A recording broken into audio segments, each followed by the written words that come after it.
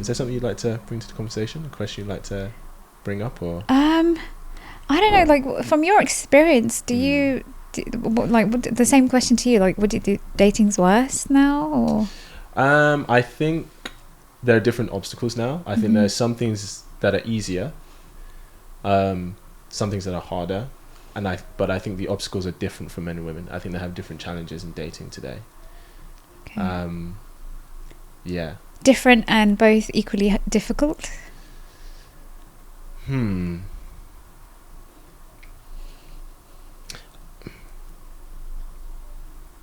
Maybe I'm biased because I'm a man, but I think it's harder for men in dating. Not that women don't have their own struggles, but I think it's much harder for men to date and get into a relationship than it is for women, because I think as a woman you always have options. You know, they may not be the options you want, they may not be your top choice options, but their options are still there.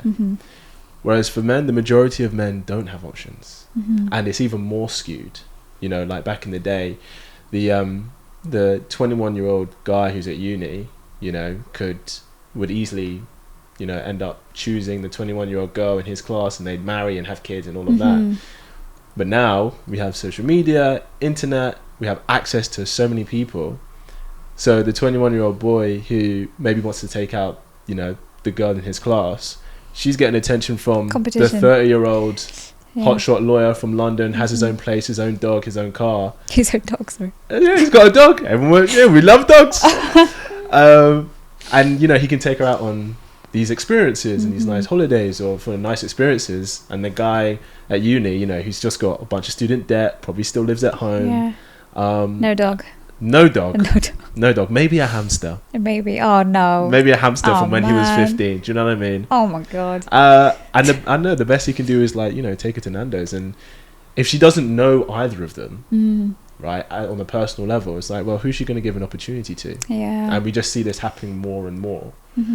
So yeah, and especially because a lot of dating has gone into dating apps. Yeah. Right. And I think women only swipe right like 5-10% of the time. That's mad. It's mad. Yeah. That is, and considering how many people are on those apps, I think that's probably insane. why though. Oh, yeah. Because when you have an abundance of options, you feel you can be way more picky. Yeah. Do you know what I mean? True. And there's no right or wrong about it, but it's just the way it is. That is actually really true, because I remember once going into a store and there was too many options for pajamas. I was like, man, I just want one. But I was actually there picking. Yes. Right? Because I was like, because there's so much option. You know, why don't I can browse? Yeah. Even though I just need one pair. You know, but there was just so many different kinds, different fabrics. Not to objectify human beings, but that's why, because it happened to me. I was just like, oh my god, just like, this is so stupid. But then I was actually there, you know, like looking at everything. Yeah. And I think that's the same as dating app, because there's just so much variety out there. Yeah. In your fingertips. Yes. You have the privilege of whether the person likes you or not. I don't think people consider that. They just have the privilege. Oh, I like him. Oh, I like her, but do they like you? You have to remember that there's a human being behind that screen. Yeah, it's true. They did this experiment. I don't know when it was. It would have been within the last like 10 years, where they had two different groups of people. One group of people, they were choosing. It was like what shower gel they wanted. One group of people had a choice of 5, and one group of people had a choice of 30.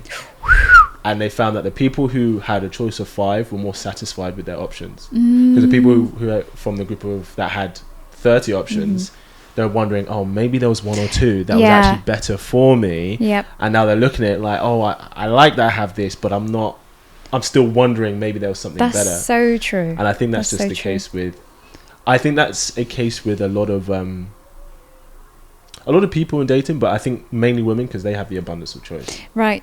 Yeah, that makes complete sense. Yeah, it's like looking at the psychology, like how we are just overwhelmed with choice. Yeah, how are we gonna? If we make, first of all, it's gonna take a while to go through every single option and then 100%. Choose, and then you're always gonna be wondering about the others. Yeah. Yeah. How do you mitigate that? How do I mitigate that? Yeah, like how do you are you in a relationship? You'd have to say. Yes, I am. I'm in a long distance relationship. Yes. A long distance. Okay, so how did you you're an attractive woman, right? You have options, right? How did you come to the point where you found someone that you're like, this is the person I want to choose?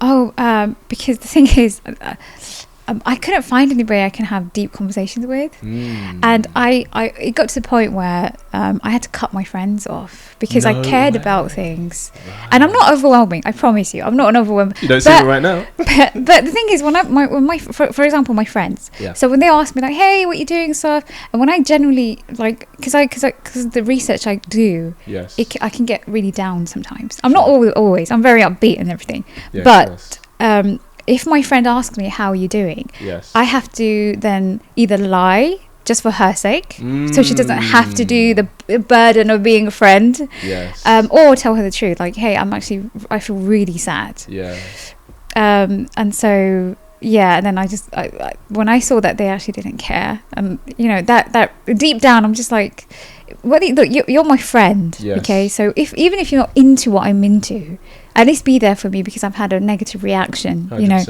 And the fact that they couldn't even do that, personally for me, I was just like, I'm going to cut you off. I'm sorry. And I did it in a very, not gentle way. Sure. And I explained why. And then that was that. So I'm the same with kind of dating's kind of the same in terms of conversation wise. Of course.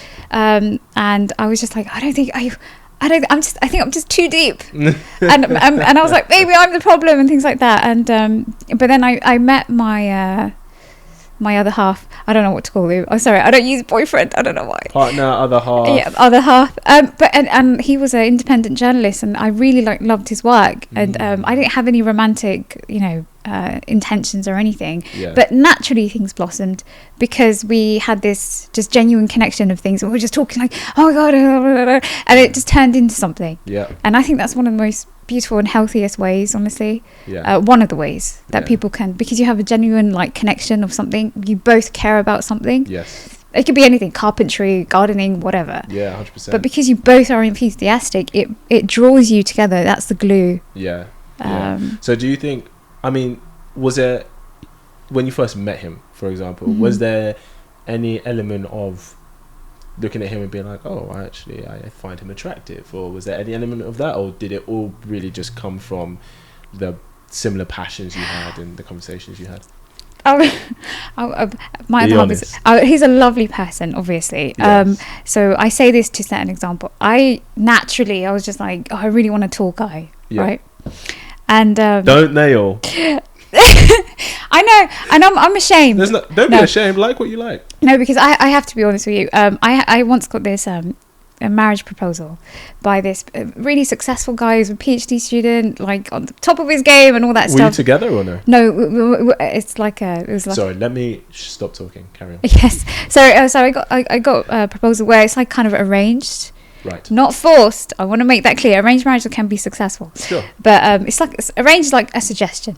Yes. So that's basically it. Like, hey, check this guy out. That's it. Yeah. So I got this proposal, and then but he was like 5'6". At the time of ignorance, I said no, and it's only because. But the thing is, how actually, tall are you, I'm 5'5". Yeah. I know, I'm an idiot. But you wear heels. But I know I wear heels, so like 5'7". But what happened was actually because yes, as shallow as I was. And I admit to that. I really was. I was shallow but the thing is, once I said, oh no, I don't want to go ahead, I didn't even tell him why, because I didn't want to hurt his feelings. He became like, oh my god, he was like, how could you have to give me a reason. I was like, no, I don't. It's like, it's just not going to work out. And then I saw he's a character, and I was like, oh, okay. So it's not even, it's bigger than the height. Sure. So my other half though, he's 5'6", and I can care less. I'm actually very happy around. I don't care if I wear heels and stuff, because my focus is on his character, his personality. Yes. I'm so in love with that. Really, that he's not like that big. Come on. Yeah. And I'm sorry. I'm just gonna be honest. Okay, for the people, when you're lying down, you're basically the same height. It's very true. It is true. You're the same height lying down. For all you short fellas out there, when they say something about your height, you're the same height lying down. It really doesn't matter. Yeah, it really So that really was a massive thing for me, because I was like, wow, I really am in love in terms of for the right reasons. Yes. And I don't care. I even know what he did for a living for about a year, because we were talking. Yeah. In terms of, he did independent journalism on the side, but he had a main job that I did because I didn't even care to ask. Yeah. And then I found out a year after. But the first time you met him, did you look at him and be like, I find you attractive? No. Sorry, that's what I was getting at. That's what I was getting at. When he was 5'6", I was like, ooh, no. But he's a good-looking man, but it's just the height thing that I didn't find attractive. Sure. But then I got to know him. So how did you allow yourself to get to know him, even though the initial kind of meeting, height-wise, you would have been like, no. What was the difference with him than the other guy? The difference with him was his character was more gentle, more human, and it wasn't like the other guy was kind of stuck up as well. Like even like I said, like the height might have been the initial thing, but then all these other things started coming out. So I was like, oh, okay, I'm not a fan of his character. So let me ask you a question.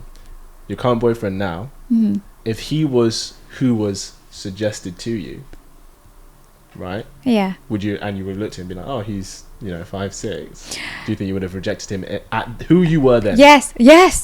Yeah. To be honest, I'm really ashamed to even admit that, because it's I can understand women want a taller person. Yes. But I think characters, trust me, in the long run, that's what you want. 100%. Yeah. 100%. I think it's I always say there's nothing wrong with, like, if you like tall guys or whatever, there's nothing wrong with it. But I think if you're looking for a relationship, just have your priorities in order. Exactly. So be like, okay, this is my list, but instead of height being number 1, maybe it could be number 5. That's exactly what. That's you know what I mean? The rationale. You can still like it. Yeah. Just prioritize other things. Yep. You know. Exactly. Pow.